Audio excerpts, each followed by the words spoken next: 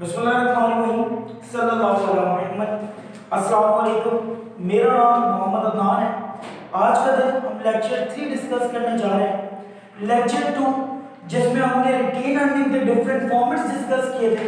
हमने ये बताया था कि जर्नल कैसे बनाया जाएगा, स्टेटमेंट ऑफ रिटेन अर्निंग कैसे बनाया जाएगा, टी अकाउंट रिटेन अर्निंग का कैसे बनाया जाएगा और शेयर होल्डर इक्विटी को कैसे सॉल्व करते हैं।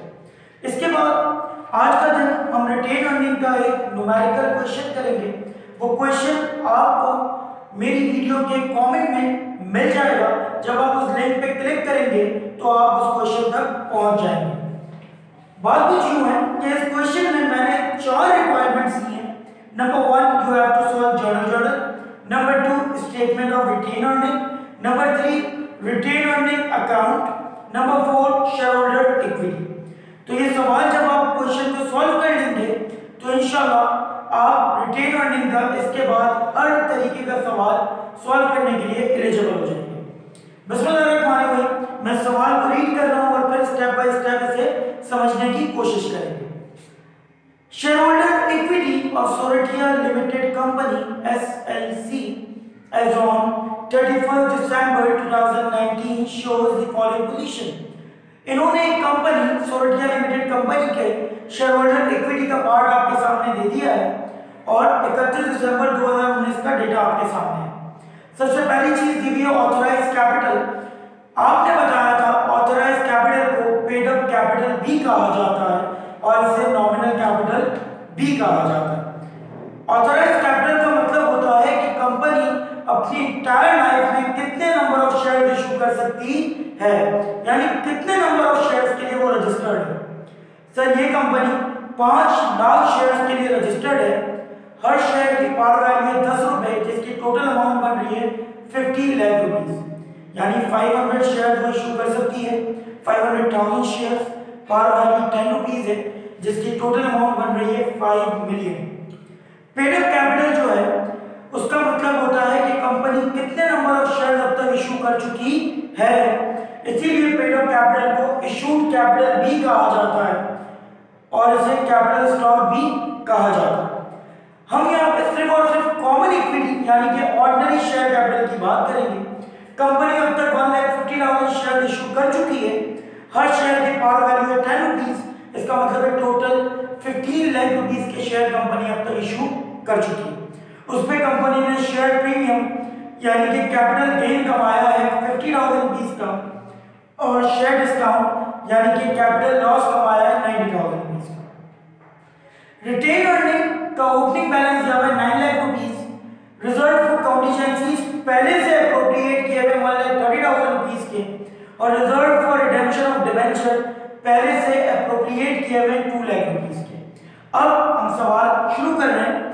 कह रहे इस साल यानी फाइनेंशियल ईयर 2019 में कंपनी ने नेट प्रॉफिट अर्न किया है 8 लाख रुपीस का। कंपनी ने जब प्रॉफिट अर्न किया है वो 8 लाख रुपीस का। सर आपने बताया था कि कंपनी को जितना भी प्रॉफिट होता है कंपनी उसे नेट प्रॉफिट में ऐड कर देती है, नेट प्रॉफिट को रिटेन अर्निंग में ऐड कर देती है और रिटेन अर्निंग जब भी इंक्रीज होता है क्रेडिट होता है। तो सर इसीलिए हमारी पहली एंट्री बन रही है expense and revenue summary debit retained earning credit, total amount है जिसकी 8 लाख रुपीस और यहां पे हमने उसकी नरेशन लिख दी है। आगे चलते हैं। सर वो कह रहा है director has taken the following decision. Directors ने कुछ डिसीजन लिए जैसे कि सबसे पहला डिसीजन है डिक्लेयर्ड कैश डिविडेंड 0.5 पर शेयर। डायरेक्टर ने डिसीजन ये लिया है कि हर शेयर के बदले 50 पैसा जो है हमें डिविडेंड देना है। तो सर डिविडेंड डिक्लेयर करने से रिटेन अर्निंग कम हो जाता है। रिटेन अर्निंग जब भी कम होता है डेबिट होता है और कैश डिविडेंड पेबल क्योंकि हमारी लायबिलिटी है वो जब भी इंक्रीज होगी क्रेडिट होगी। तो एंट्री बनेगी retained earning debit, cash dividend payable credit. हर शेयर के बदले 0.50 पैसा multiply by number of share issued यानी पेड अप कैपिटल के जितने नंबर ऑफ शेयर उससे मल्टीप्लाई कर देंगे तो हमारी अमाउंट आ जाएगी 7,50,000। इसके बाद कंपनी ने डिक्लेयर किया है stock dividend declared 1 share for every 5 share as a stock dividend. Company हर 5 शेयर के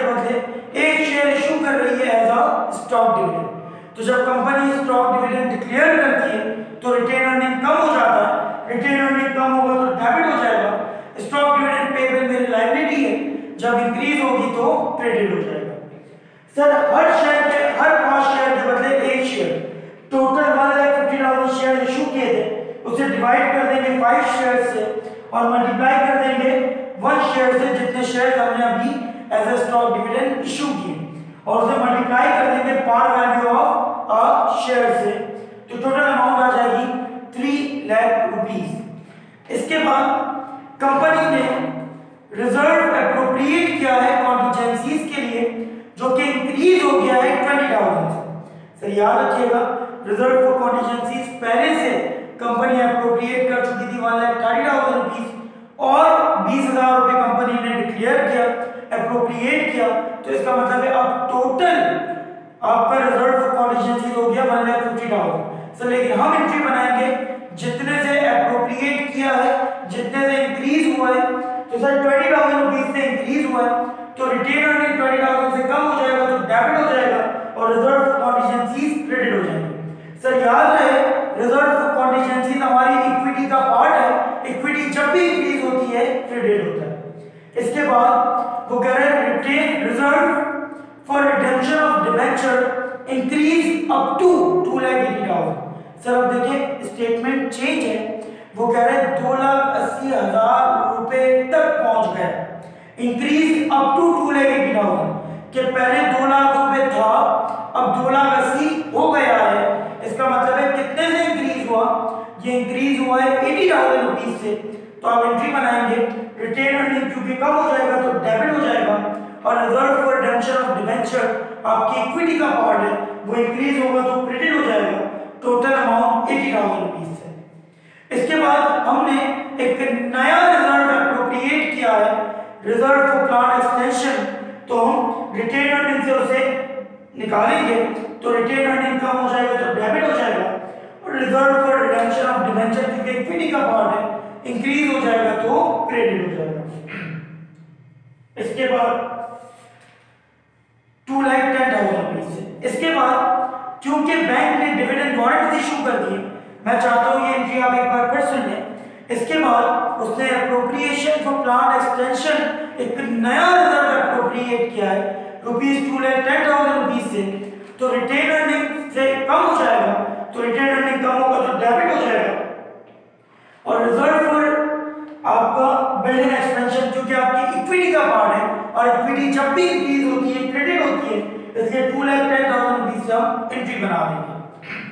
फिर हमने जो कैश डिविडेंड देने का वादा किया था, कंपनी ने वो वादा पूरा कर दिया और उसे पे ऑफ किया, तो जब पे ऑफ किया तो वो कह रहा है बैंक इशू डिविडेंड वारंट्स, कि कंपनी ने बैंक को ऑर्डर दिया कि आप डिविडेंड वारंट्स इशू कर दें, तो जब कंपनी डिविडेंड वारंट्स इशू करेगी तो यहाँ पे जो आपके ऊपर एक ऑब्लिगेशन थी कि आपने कैश डिविडेंड पे करना है, वो पे आपने कर दिया, तो लायबिलिटी कम हो जाएगी, कैश डिविडेंड पेबल डेबिट हो जाएगा, और क्योंकि बैंक के थ्रू पे हुआ है तो बैंक आपका कम हो गया और वो क्रेडिट हो जाएगा। कितने रुपीस से? 7,50,000 रुपीस से। इसके बाद एंट्री कह रही है stock dividend is settled bye issuing suitable number of shares, कि आपने स्टॉक डिविडेंड जो वादा किया था उसे आप पे ऑफ कर रहे हैं, तो जब आप पे ऑफ करेंगे तो स्टॉक डिविडेंड पेबल आपकी लायबिलिटी है, आपकी वो लायबिलिटी कम हो जाएगी, तो स्टॉक डिविडेंड पेबल डेबिट हो जाएगा, और क्योंकि उसके बदले आप कॉमन शेयर यानी कि ऑर्डिनरी शेयर इशू कर रहे हैं, तो ऑर्डिनरी शेयर कैपिटल आपका इंक्रीज हो जाएगा और वो क्रेडिट हो जाएगा, सेम अमाउंट से जितने अमाउंट आपने डिक्लेयर किए थे उसी अमाउंट से आप उसे पे कर देंगे, यानी कि नंबर ऑफ शेयर्स इशू कर देंगे। अच्छा जी, तो अब हम सवाल को आगे बढ़ाते हुए हम रिक्वायरमेंट 2 की तरफ चलते हैं। रिक्वायरमेंट 2 में मैंने आपसे स्टेटमेंट ऑफ रिटेन अर्निंग सॉल्व करने को कहा है। स्टेटमेंट ऑफ रिटेन अर्निंग का फॉर्मेट क्या है वो हम कल डिस्कस कर चुके हैं लेक्चर 2 में।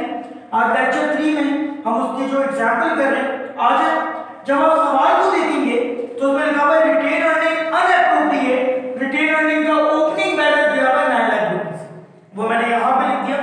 फिर जो इस साल की 2019 की हमारी नेट इनकम थी 8 लाख रुपीस, वो हमने इसमें ऐड कर दी, जिससे टोटल अमाउंट बन गई 17 है। इसके बाद हमने हेडिंग डाल दी लेस रिजर्व्स एंड डिविडेंड, जो रिजर्व्स और डिविडेंड क्योंकि हमारी बात हुई थी रिटेन अर्निंग नेट प्रॉफिट की वजह से बढ़ जाता है और 2 वजूहात से कम होता है, नंबर 1 रिजर्व्स, नंबर 2 डिविडेंड।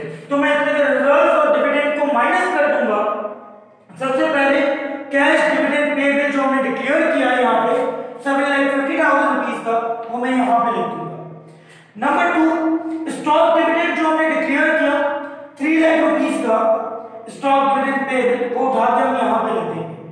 इसके बाद रिजर्व फॉर कॉन्टीजेंसीज जितने रुपए से इंक्रीज हो गया यानी कि 20,000 रुपीज से वो हम यहाँ पे लिख देंगे। उसके बाद reserve for redemption of debenture increase हुआ था 80,000 रुपीज से, हमने वो जाके यहाँ पे लिख दिया। और फिर हमने एक नया रिजर्व क्रिएट किया था प्लांट एक्सटेंशन का 2,10,000 रुपीज से, वो हमने यहाँ लिख दिया। हमने तमाम रिजर्व और डिविडेंड को ऐड किया तो टोटल अमाउंट बढ़ गई 13,60,000 रुपीज। 13,60,000 रुपीज यानी 13,60,000 रुपए। जब हमने टोटल रिटेन अर्निंग यानी 17 लाख रुपए में से 13,60,000 रुपए माइनस कर दिए तो हमारा रिटेन अर्निंग का एंडिंग बैलेंस आ गया 3,40,000 रुपए यानी 3,40,000 रुपीज। ये रिटेन अर्निंग के एंडिंग बैलेंस को हम शेयर होल्डर इक्विटी का पार्ट बना देंगे और जाके वहां पर ऐड कर देंगे